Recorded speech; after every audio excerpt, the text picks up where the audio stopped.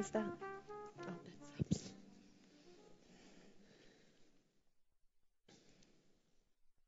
Bueno, arratsaldeon, bienvenidas a todas y a todos.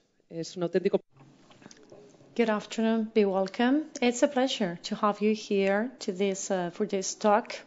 That is like a short introduction to the opening of the exhibition By All Means, done by Itziar Barrio and curated by Johanna Burton. And I'm going to briefly introduce you to Itziar and Johanna, but first of all, I wanted to acknowledge the whole team from the Azkuna Centro A, especially Ivan, that is helping us now here. And also thank you to the interpreters that are going to undertake the hard task or trying to translate what we say as we go. Because this is going to happen both in English and in Spanish. We're going to move and shift from one language to the other because we thought that this was more sort of a sincere. It would prove how we talk among ourselves and how we work together. Itziar, she was born here in Bilbao, but she lives in New York for many years now. And there she met Johanna. And we both always shift in between languages when we talk among ourselves, so that we wanted to show it to you as well.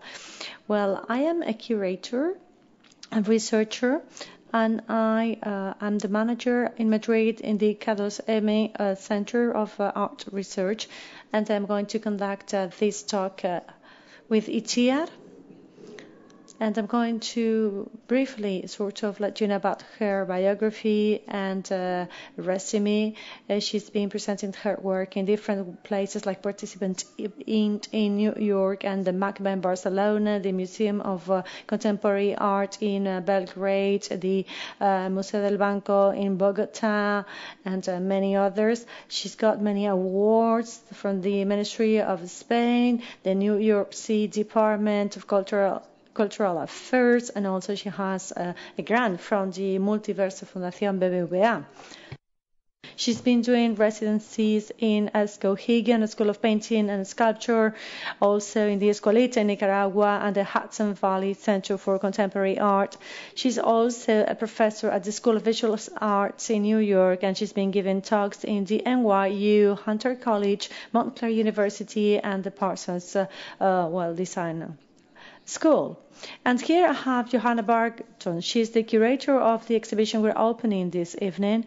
And Johanna, she's the director and curator for education and public engagement in the New Museum of New York. She also used to be the director of the most important center for art studies in New York. That's the Center for Curatorial Studies del Bard College. And also she was a professor at the Whitney Independent Study Program, and where you learn to be a curator, a critique, and an art critic, and art historian.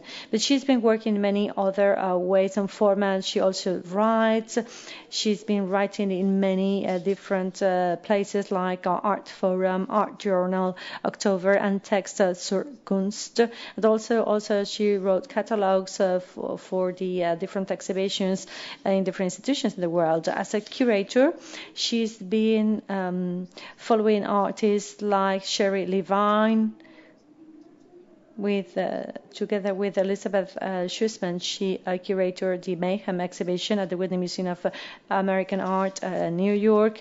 Also, Anti-Establishment, Take It or Leave It. Also in the Hammond Museum of Los Angeles, the institution Image Ideology. And now she's working at the New Museum. And there she's been curating different exhibitions since the year 2013. I would like to underline the last one, because I think that we're going to talk about that one, and that is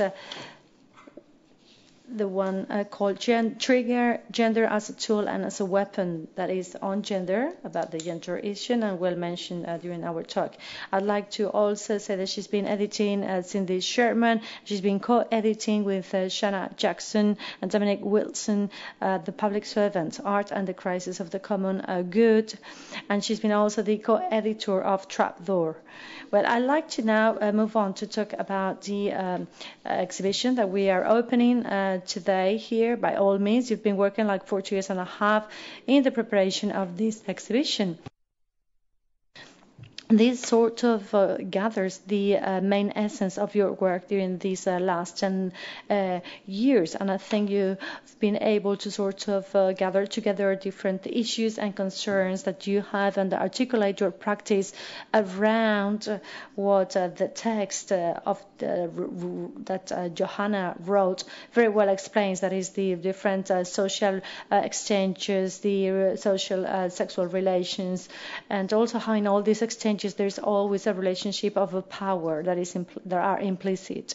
This is very interesting, I think. I think this sort of unfolds in a very a highly sophisticated way in the whole exhibition, not in the works of art only, but also on the display itself. So maybe the first question to fire out is maybe to see how did you start working in these different fields, which are very complex and very ambiguous as well. So how do you get to this shape of such an exhibition that sort of concentrates all of your work that is richer and is larger and that took you longer? But how did you get to this shape, this form of this exhibition? Well, Itziar says hello and thank you, first of all, to all of you for attending. First of all, I'd like to say that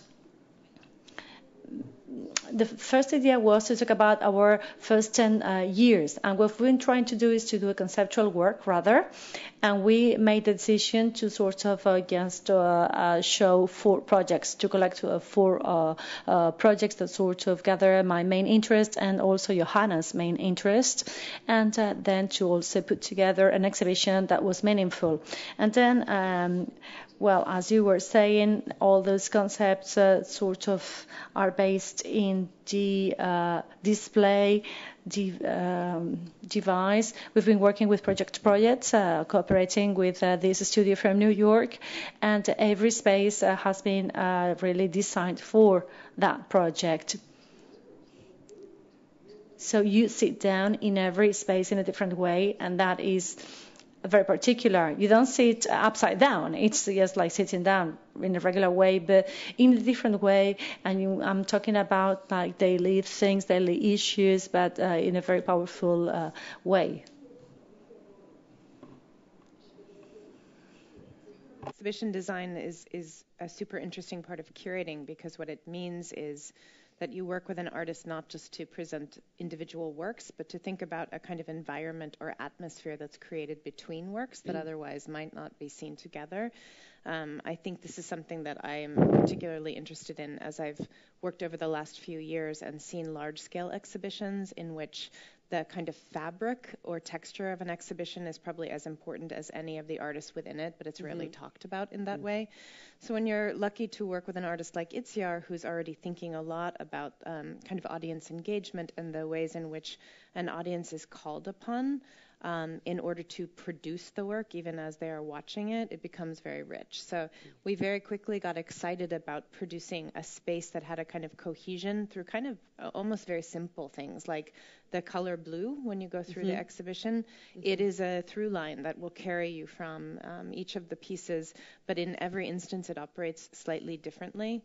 I did not know that it was Bilbao blue until I arrived here.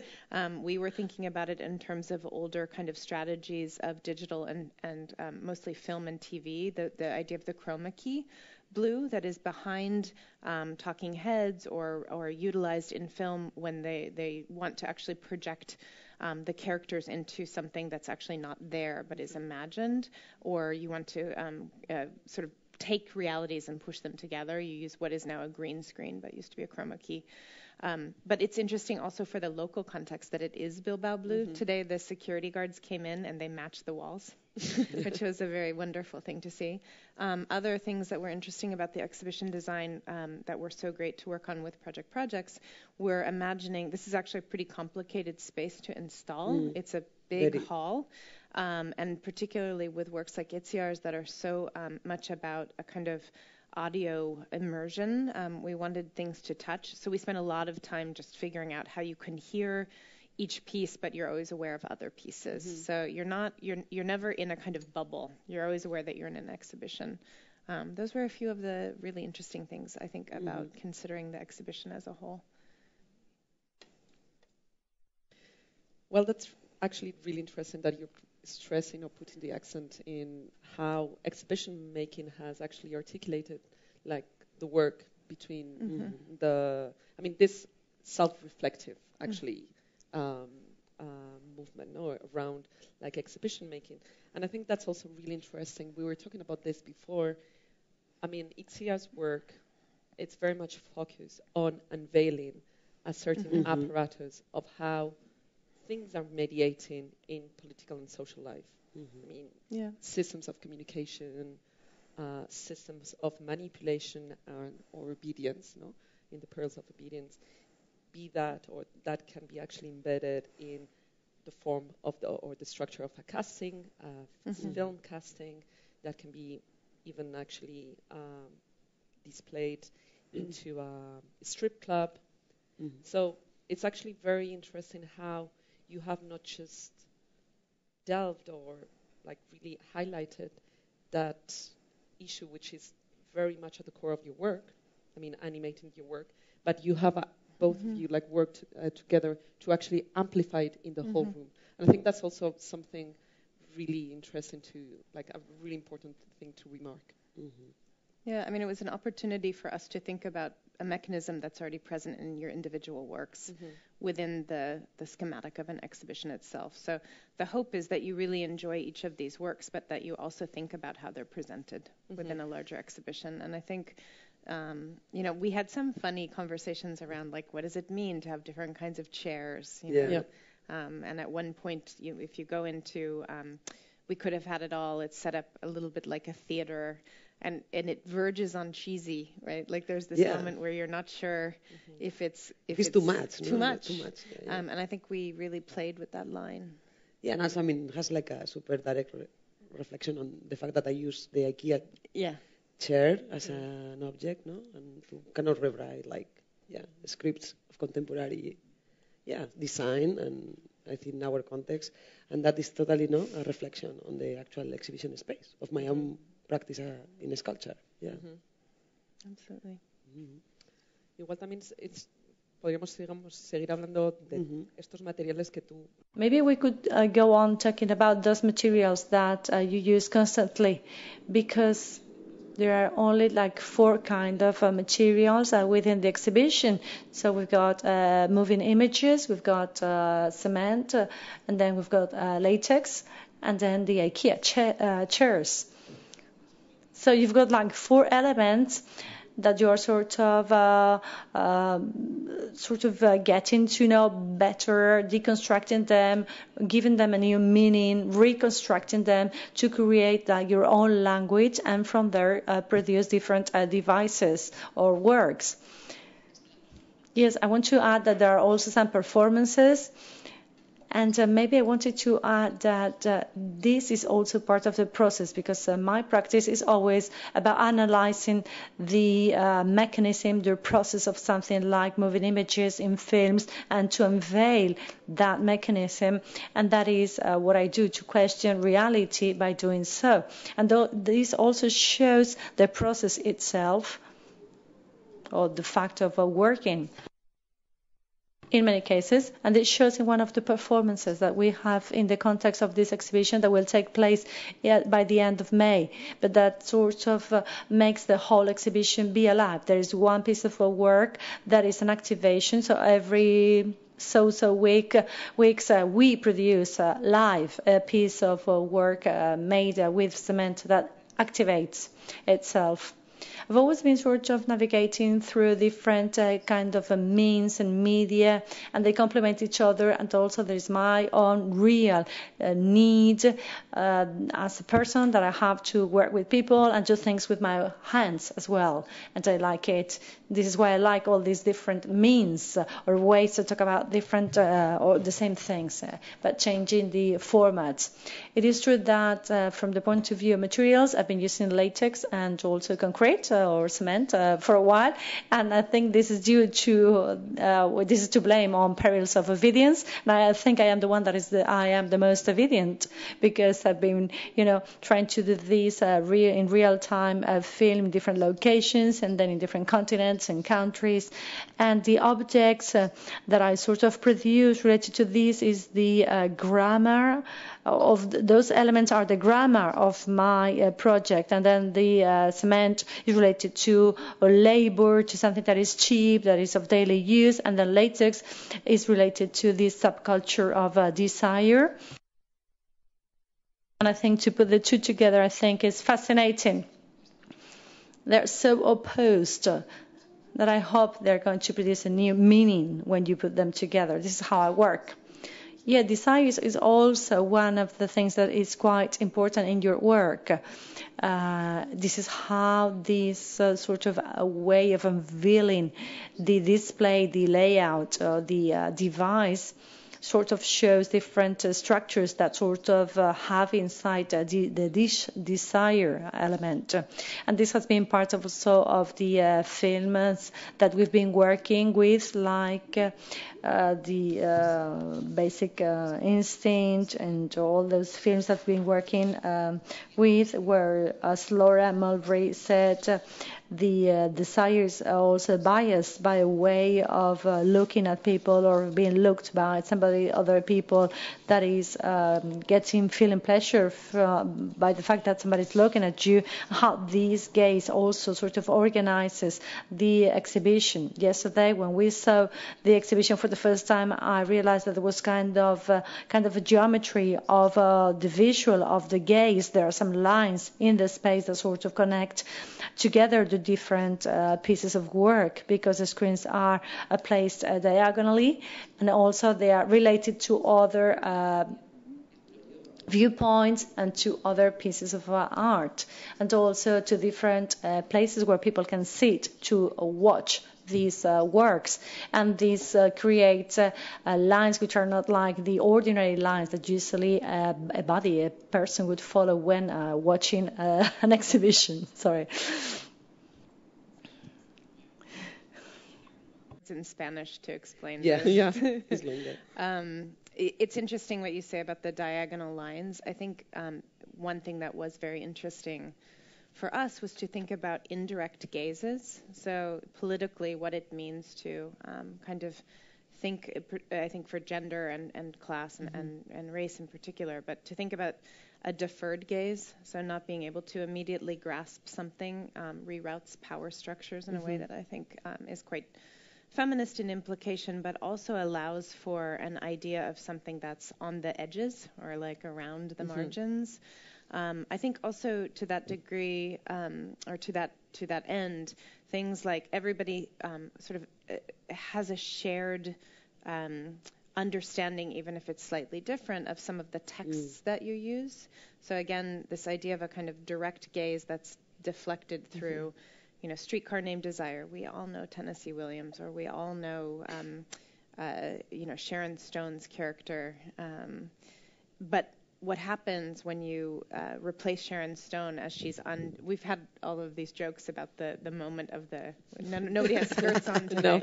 No. When you are uncrossing your legs, but instead of being the female character, you've replaced her with two male characters, and this kind of idea of doubling, not only from the film, but doubling within the schematic of exhibition design, where you suddenly have two screens together. So we got very excited about walking in and kind of playing with those lines of sight.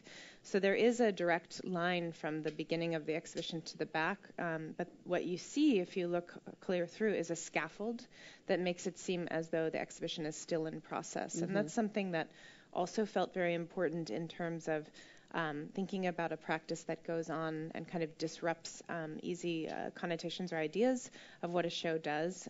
It's a pretty unruly practice that you have, in the sense that to do a 10-year survey means presenting things that in some cases aren't done. Perils is not a finished piece, even though it started almost 10 years ago. We hope it's almost done. I hope so too. but also works that evolved naturally through reframing in different ways. So I think those sightlines are meant to both be literal in the sense of allowing you to come in and kind of go to different sides, but also to think through ideas of process and labor. And the way in which labor is brought in kind of and made very evident within something like the performances. So when you go into the exhibition, you'll notice that there are two platforms with these cement pieces that we've been kind of alluding to. Maybe you want to talk about the process of having worked in the cement factory here and explain a little bit also how those were made and how they'll continue to be made, because I think it's not immediately evident when you walk in, although I think it's confusing when you see that there are these platforms with these cement slabs and you wonder what they are, what they'll become. Yeah, I mean, when you go, the first project that you see in the exhibition space is all of us. And one of the main things of that project is the making of a concrete piece live. I mean, the project started at Bagba Museum, and that was actually just a performance. In the context of the performance, the performer started making this piece that is a replica, is a repetition of one of my own pieces. The performer leaves that piece to dry and carries out the different texts, including Basic Instinct, the Accelerate Manifesto, and some riots that were very important in Barcelona to change some conditions of the city. And at the end of that carrying out of those texts, the concrete was solidified. That is 40 minutes, exactly the duration. And that piece was included in the actual exhibition space where I had a show at that time. So what we are doing here is kind of like an extended version of that. And I included myself, I guess, because in May last year I was invited to be here producing part of the pieces that you are going to see. And it was a collaboration with Lemona, the concrete factory, here, like half an hour ago. I half an hour far away from here, and yeah, I mean, actually, I will take the train, I will go there, and I will make the concrete piece myself. Like was like that kind of like thing of like making that, right? And that is going to be included in the sense that we are going to have somebody activating the exhibition by making few concrete pieces every 2 weeks, something like that. It's actually included in the program as part of the performative aspect of that piece. And then this person among other ones will carry a performance. And and I think maybe to add, like, all these are like, not only methodologies but actually structures to signify what is the construction of reality, right? What is not only real and not real, but also fiction and non-fiction. But also I think like an important aspect actually to share with the audience would be your interest in re-signifying certain gestures and strategies, because I mean, like, your show or your work takes many different elements from popular culture, be that like Adele's song. What's actually the title of the song? Rolling in the Deep. Rolling in the Deep, or the scenes of Pickpocket, or the scene that Johanna just mentioned from Basic Instinct, the crossing of the legs of Sharon Stone, which is an iconic scene that we all have remembered. And you work and rework them to actually denaturalize them as what, and show what they are. There are like social constructs, there are artifacts that have accumulated meaning through cultural repetition along the time, through, I mean, of course, like including vectors of race, class, gender, that kind of like pile up and that become like different cultural codes. And so maybe you also could explain how you work, or what's your interest in taking these signs and working with them into other forms of like re-signifying them. Yeah, I mean, I'm totally obsessed with the idea that the new mythologies, or the way how we create meaning or knowledge, is mainly in pop culture and film culture. And yeah, I mean, of course, I take like people like Roland Barthes as one of my biggest references, and I try to kind of like approach them and just to see what is going on there, that we can rewrite.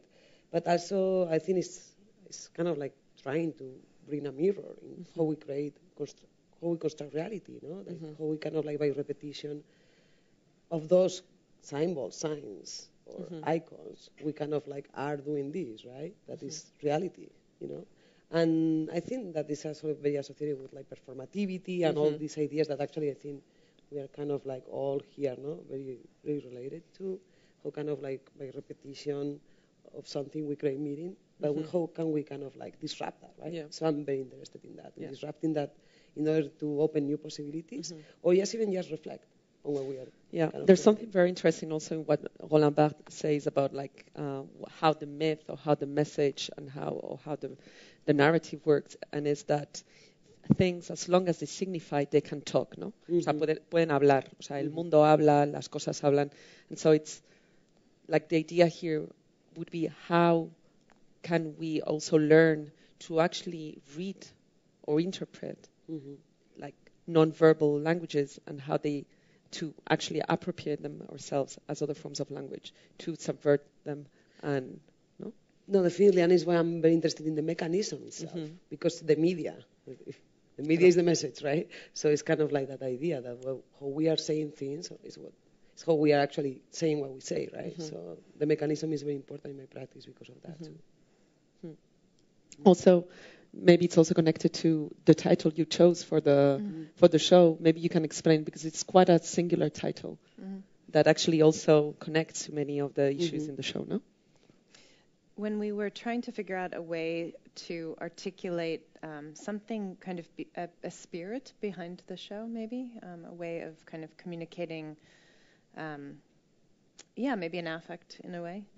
By all means is a phrase that in English it stands to signify that you're all in, that you will do anything to accomplish what it is that you've agreed to do. So if someone says, "Oh, do you want to curate this show by Itziar Barrio?" and you say, "By all means," it means absolutely, without reservation. But it seems to me that this kind of question of commitment is one that has a lot of political ramifications currently. There's a lot of hedging of bets these days. And so there's also something quite earnest about this idea of doing something without reservation. But we also liked the fact that there's a lot of wordplay, and particularly in regard with your practice. So means are, it refers to economic compensation. It refers to value. In a way, it's all about the baseness of everyday living. What are your means? What means are required? But then it's also a medium point, the kind of mean of different numbers. So we liked the idea that and then also it's about kind of base materiality as well. Means, what is it that you use to produce things? And what's nice about Itziar's practice is that there's a very conceptual bent, which I think one could consider very clearly in terms of conceptual ideas around value, but there's also a real dedication to materiality. Sometimes even a confusing one. I think there's a kind of there's an odd fetishism in your work that for me is articulated in the kind of disjunction between the cement and the latex, or something, and I think you might like the cement more than you like the latex, which is... I like to touch the cement a lot. I do that in my studio. It was interesting watching you with these two. Yeah. But the title was really interesting in that way. And then we also wanted to find a title that stood alone in English, but also we would try to translate it to Spanish and Basque to show how hard that is. And I think something about this show is also about cultural translation. So while you've picked things like Adele and Tennessee Williams and Bresson and different supposedly iconic kind of contextual markers, they aren't received the same in every culture, and they're not received the same at every historical moment. Some people actually haven't seen Basic Instinct. Actually, we're now far enough away from it that not everybody sees that as a reference. So I think there's something also about the disconnect that we were interested in, and that the title, even though it's not about that, kind of gets to that a bit, and I think that's interesting. Everybody asks you about the title. Everybody, yeah. They're interested, but it's also... Yeah, I guess it's very like, what is there? Maybe something to add is the idea that means is there. I mean, I'm obsessed with text language in my work too, and the idea that means was there in the actual sentence, means as meaning. Was very important, So, because, I use text through all my...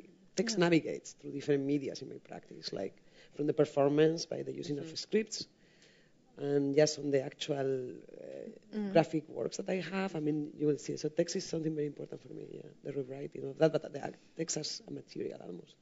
So that was that we were very happy too about it. Igual una última pregunta también tiene que ver con esta idea del texto que estás. Maybe now that you're talking about a text, and more largely, since I know you now, you both sort of locate your work in an intersection with politics. You both consider yourselves as feminist, and not only in your discourse, but also you understand feminist as a praxis. And I think this is interesting, especially when you have to face an exhibition, because to curate an exhibition is also a practice or a praxis. And in this particular occasion, Itziar, you've decided to use inclusive language in every of your works. So my bottom line here is, well, we're talking about structures, but how the device, the layout, tries not to be neutral. The layout of the exhibition is not something given, but rather presents itself in different ways, so people become aware of how a display, a layout, sort of conditions, how you watch a film. Nothing is neutral. It depends on the height of the cardboards by the works. That is being decided, and also the size of the text that you read, the height of the screens. All these political vectors are also part of your practice, not only explicitly, but also in your own gestures as both as curator and artist. To me, being an artist is something political, because you are rethinking society, reconsidering how we make things. In fact, translating some texts was quite difficult, and especially to translate them in a contemporary way, assuming genders. Yes, because in English you don't have that issue with the gender, and that doesn't happen either in Basque. They are gender neutral. So we decided to use the X. And I've always been paying lots of attention to those details in my work. I want to give a voice to women. Yes, make women be heard. Really simple ways to go about addressing a kind of space that is taken as neutral. I always hang really low. So I usually hang at 150 centimeter center point or lower. Like really funny things, but they're really just quite simple. Yeah. Here it's normal, actually. Most people is probably... Well, but we took it down from where it was going to be. I mean, it's... So in most in inches, usually they hang 61 center inches, and I hang at 58. Mm-hmm. I think we made a little bit of a compromise to 59, which is 150 centimeters. But yeah, so I mean, just there are simple things like that feel important, and you realize you have to reassert them. Or I read recently that the temperature of buildings is actually geared towards men. I don't know if people really. So it's interesting. However, I want to say, as a feminist, that doesn't mean women. It just means sort of against patriarchal oppression. I think that one has to also be careful about essentializing in any direction, and particularly these days, that's true. And I think, again, very practically, I just think about my own political position as somebody with modest things that I can allocate resources and time towards. So supporting projects that feel like they go in the right direction. So this is one of those. I'm glad.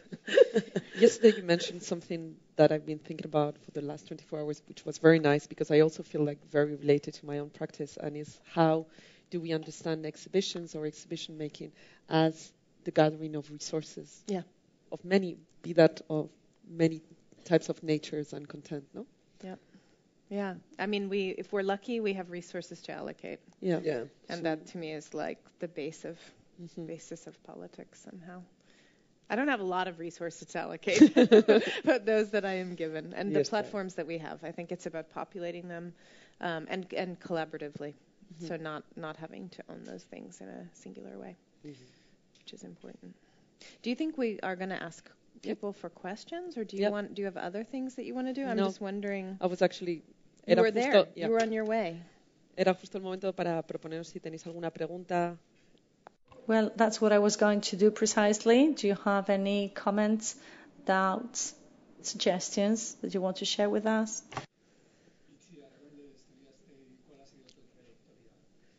Pues yo estudié en la universidad. I studied I think the guy didn't use a microphone but asked about where did she study. I went to Deusto University and I did a degree in philosophy, but that was sort of an accident because I wanted to do studies of arts, but I couldn't because of my grades. I didn't have enough of a punctuation, of a qualification to get into the fine arts university. But then I've been attending different schools, so I don't have a precise training in fine arts. Microphone. How did you go to the States? The States, I think. Well, I went there for a residency. So when I finished my degree, I knew I was not going to be a psychologist. And in 2006, I got a grant to go do a residency in New York, and then everything sort of unfolded. One thing happened after the other, and then I stayed.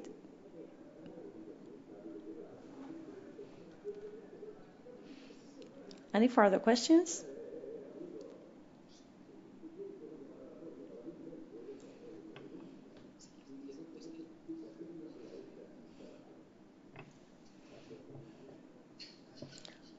Is it by hazard that you are all dressed in black? Well, this responds to color policy, and then it is pink in the floor. This is all a construction. Well, I always wear black. Itziar says, sorry. Yeah. Living the fiction. Living the fiction. It occurred to me also. Yeah. Sí, una casualidad también, ¿no? Mm-hmm. It's also a fruit of hazard that we're all in black. It's a coincidence, Itziar says. Well, if there are no further questions, thank you very much to you all for attending. And now we are all invited to visit the exhibition that we are opening officially in half an hour, but you can go on and already have a first glance. Thank you, Johanna. Thank you, Chair.